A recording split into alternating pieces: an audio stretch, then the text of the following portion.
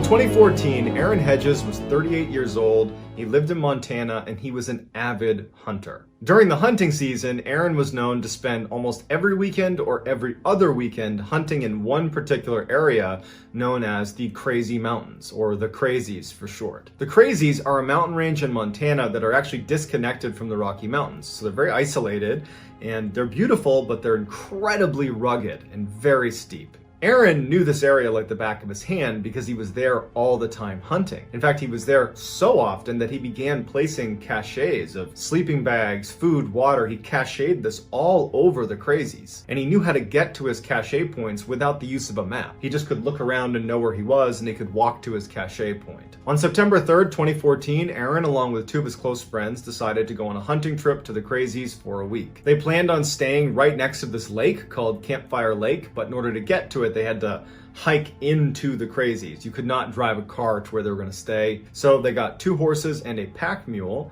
and Aaron loaded much of his gear onto the pack mule. And so they begin this hike up to Campfire Lake. And a little ways into this first day hike, the mule spooks at something and runs away. In the process of running away from them, it ditched all of their equipment all over the place, and they couldn't recover it all. Now, after they gathered up what they could and got the mule back and continued their walk, Aaron decided he didn't feel like going to one of his cache points to try to retrieve an extra sleeping bag, and he said, I'm just going to use whatever extra gear you guys have, I'll make do. And so they continue on, they get to Campfire Lake, and they set up their camp, and for the first couple of days, everything is going just fine. On the 3rd day, Aaron decided that, you know what, I could tough it out, but I'm just going to go north to one of my cache points and get that extra sleeping bag and try to get a few other things that were lost and make my living arrangements a little bit more comfortable while I'm here. And so his 2 buddies, they know that Aaron is in this section of the Crazies all the time. And so they didn't bat an eye when he says he's going to go off on his own. It wasn't a very far distance to this cache point. They said, okay, we'll see you later tonight. So Aaron takes off, and after a little while, one of his buddies, for whatever reason, uses his radio to reach out to Aaron. The walkie-talkies they were using had this LED screen that anytime you transmitted traffic on it, it would register your GPS location and transmit that to the person you're talking to. So when he hailed Aaron at about 10 in the morning after he had left to go up to his cache point, when Aaron radioed back, it showed up on their LED screen that instead of going north to this cache point, he had deviated and gone very far to the east. And he would say on the radio, Aaron would say back to them, hey guys, I got mixed up and I missed the turn to go up to the cache point. I'm trying to find the trail to get back to the cache point. But they expect him, based on what he said, that he was just going to turn and go to the cache point and come back to where they were at some point that night. But here's the first weird thing about this case. Aaron got turned around and basically missed the turn at this really obvious fork in the trail. If you go this way, you'll get to your cache. If you go this way, you'll end up where Aaron is, and it's the complete wrong way. And you know it's the wrong way because on your right-hand side, if you're going this way, there's going to be a creek on your right. Whereas if you go towards the cache, you're going uphill and there's no creek. So for Aaron, in perfect weather conditions, to have missed a very obvious fork in the road that he knows well is a little bit strange. Not to mention where he showed up on their GPS when they talked to him on the radio, he was a ways down the wrong direction. He would have been next to that creek for long enough that he should have already turned around. It's like making a wrong turn and going 45 minutes to an hour in the wrong direction when you already know it's the wrong direction. Why are you still going that way? But his friends were not that concerned. They had just spoken to him on the radio. He's saying, I got turned around. They're expecting him now to show up a little bit later in the day, maybe in the evening at some point. So that night when he doesn't show up, they try radioing him and they can't get through to him. And they decide that, you know what, it's not that easy to call authorities. They didn't have cell reception out there, and it would have been about a day's hike before they could even get to a place where they could call authorities. So they decide, let's just stay here tonight. He could show up at any point in the middle of the night, and tomorrow, if he's not here, we'll go looking for him. The next morning, his friends get up. This is on September 6th. There's no Aaron. So they head off in the direction of this cache, and they start looking for Aaron. And all day, they're calling for him. They're trying to radio him. Nothing, no sign of him. The following morning, on the 7th, they do leave the area. They give up on their hunting trip, and they head out of the Crazies to contact authorities. Authorities launch this massive search for Aaron. But as soon as they launch this search, this massive storm rolls in, dumping 2 feet of snow within the first 12 hours of their search. So they really weren't able to accomplish much in those first 2 days, which brings us to September 9th. One of the main areas that they were looking for Aaron was following that path that he had gone down, the wrong path away from his cache. They followed that path down along that creek and were looking for anywhere along the creek that he might have been. And there was this cliff that overlooked the creek, and on this cliff, next to a tree, they found Aaron's boots, neatly placed side by side as if put there intentionally. Next to his boots was a very obvious fire pit where someone had started a fire. In the fire pit was a cigarette container that was Aaron's brand. It looks every bit like Aaron had been here, smoked a cigarette, took his boots off for some reason, and had been sitting next to this fire. Also next to the fire was Aaron's camelback water bladder, as well as some of the straps that went to his backpack that had been burned inside of the fire pit. But there's no sign of Aaron or his remains anywhere near there. Also, the people who found the boots in the fire said that we were in this specific area over the past 2 days. This wasn't here. At this point, investigators believed that Aaron must have been suffering from severe hypothermia, where in severe cases, people are known to actually strip their clothing. And so searchers created a new search area based on his boots, thinking he had to have been at this fire pit smoking a cigarette. He took his boots off because he's got hypothermia, and he wandered off, but he can't have gotten far. We're talking 2 feet of snow on the ground in rugged terrain, and he's barefoot. But despite searching extensively in their new search area, they couldn't find Aaron or any sign of him. 9 months later, a family, the Rhines family, who lived near the base of the crazy mountain range, they were doing their yearly maintenance on their fence that went around their entire property. And one of the family members decided to take a break from the work and walk up into the crazies just a little ways up to just sit on the mountain and look out across the land. It was a beautiful view. And as he's walking up, he gets about a mile from the property itself, and he spots an orange vest under a tree. And so he figures a hunter must have lost their gear. So he walks up and he sees that not only is there an orange hunting vest laying on the ground, but there is a backpack that would turn out to be Aaron Hedges' backpack leaning up against a tree, as if placed there on purpose. Inside of the pack was Aaron Hedges' wallet and license, along with a loaded gun and food and water. Next to the pack, there was this rock. And on the rock was a thermos that was open, along with an open energy drink. As if Aaron had set his pack down and then sat on this rock and was sipping an energy drink out of his thermos. If Aaron had been sitting on that rock, as it appears he was, you can clearly see the Rhines property a mile away from you. It's right in front of you. It would be impossible not to see. Additionally, this location was 6 miles away from where Aaron's boots were found. So all of Aaron's gear is brought to the authorities, who go out and they look for Aaron, and there's no sign of Aaron in the area. Another year would go by and a couple of horseback riders would be riding past that same area where the backpack was found, and they see a human skull sitting underneath a tree. Sure enough, it winds up being Aaron Hedges' skull, and his skeletal remains were all there, except for his feet. His feet were never found, but the coroner could not determine a cause of death.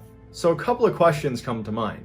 How did Aaron, a guy that knows the crazies inside and out, make that wrong turn in the first place? He should have known better. But even if we say he got turned around, it can happen to the best of us, he would have known he was going in the wrong direction because the creek would be on his right, but he kept going because we find his campsite with his boots way down the path that was in the wrong direction. But even if we're willing to accept that as why he was at that campsite, he took off his boots. And then he walked 6 miles in 2 feet of snow to a location that was literally looking at safety. The Rhines property is right there. You have food, you have water, and you're sitting there drinking a drink. You have a loaded gun, you can fire it into the air to try to get someone's attention, but you don't use your resources, you don't go to safety, you die. In 2018, Terrence Woods was a 27-year-old filmmaker / journalist who had, ever since graduating college, traveled the world, filming in locations that are very rugged and sometimes quite dangerous for these documentaries and TV shows that he was known to work on. In October of that year, Terrence was going to travel to Idaho with a production company called Raw TV. They were doing a TV series around an abandoned gold mine called the Penman Mine. Penman Mine was located in an area that is quite rugged in the middle of the backcountry. Terrence had previously worked on 2 different backcountry shoots. One was done in Turkey and the other was done in Alaska. So he wasn't an expert by any means, but he was accustomed to being out in the wilderness to do some of these shoots. Prior to leaving for the trip, he had texted a number of his friends and just said he wasn't really that excited about going on the trip. His friends would later say to investigators that his language was not alarming. He was just kind of complaining about not wanting to go on a particular work trip, so it didn't stand out to them at all. Terrence arrives in Idaho in early October. He texts his father to let him know that he's landed, he's made it to the hotel. Everything seems to be going normally. He was supposed to be there until mid-November, and that's what everybody in his circle was expecting. So on October 5th, when Terrence sent a text to his father that just said, "I'm going to be coming home on October 10th," and there was no explanation, his father wondered why. And so he wrote a response and said, "Why are you cutting your trip short?" But he never got a response because Terrence had actually already left for the day on October 5th to go do a shoot at this mine, and he'd be out of cell phone reception. On October 5th, the crew that was around Terrence all day reported that he was acting very strangely. He was very quiet, withdrawn, wasn't really talking to anybody. And at the end of the day, when they were wrapping up shooting, one of the producers was sitting in a vehicle waiting for everyone to kind of finish up, packing up, and Terrence said he wanted to go relieve himself. And he walked over to the edge of this cliff, and for whatever reason, this producer, he didn't know why, but he just thought he needed to look to see if Terrence was okay.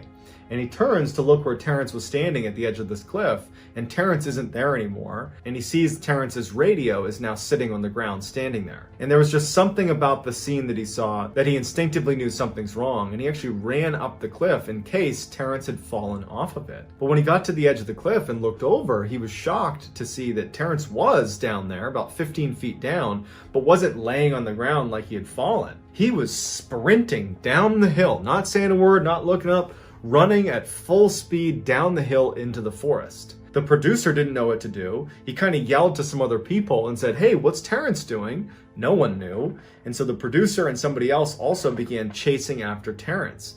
But after a little while, they couldn't catch up to him, and they were worried that by chasing after him, they might scare him. And so instead, they immediately go and they call authorities, and this huge search is launched for Terrence. So for a week, you have all these people looking for Terrence. You have people on foot, you have dog teams, you have a helicopter with infrared technology. You have all these people combing this area, and there's no sign of Terrence. One of the search and rescue officers commented that it would have been so hard to get away from this search because the ground inside of that forest was so covered with fallen trees that there were times where you were just walking on fallen trees. You weren't even touching the ground.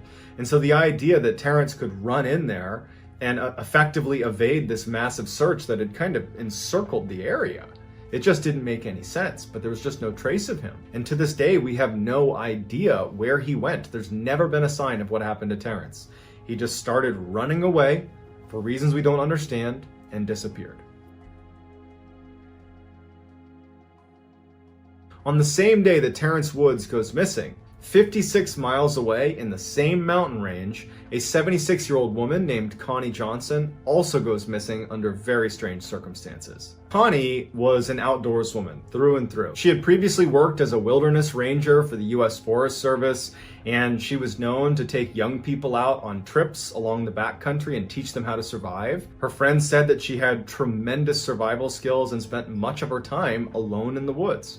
Connie was working as a camp cook for Ritchie Outfitters. It was a company that organized hunting trips in the Idaho and Montana backcountry. The camp that she was actually working at was not accessible by vehicle. You had to get there on foot or on horseback. On October 2nd, all of the hunters at the Ritchie Outfitters camp that she was working in left for a 3-day hunting trip. They said bye to her and bye to her dog Ace, and they were gone. She was the only person at the camp. The following day, they got a very strange radio transmission from Connie. They couldn't understand what she was saying. They couldn't tell if she was mumbling or if there was something wrong, or maybe it could have been the radio. But when no one could understand what she was saying, they ultimately said, "Okay, I'm sure she's fine." And so a couple days go by, and on October 5th, the hunting party returns to the cabin, and Connie's gone, as well as her dog Ace. They're both gone. All they could find was Connie's jacket was laying over her gun that was sitting on a picnic table. That was it. A very intense search was launched that included the National Guard, the Air Force, helicopters, dog teams, ground searchers. They couldn't find her or her dog.